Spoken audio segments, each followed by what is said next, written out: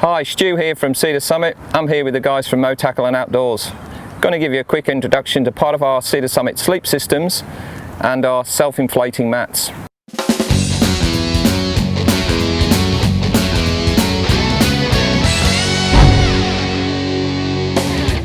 We've got quite a few in the range. There's just 3 examples. From our Comfort Deluxe, 10 centimeters thick, to our Comfort Plus, 8 centimeters thick, to our Comfort Light, which is 5 centimeters thick.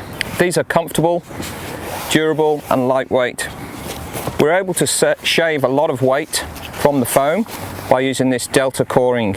We can remove between 20 and 40% of the inside of the mat structure to make it lightweight. That's part of our self-inflating mat range. From Cedar Summit we have the multifunctional valve.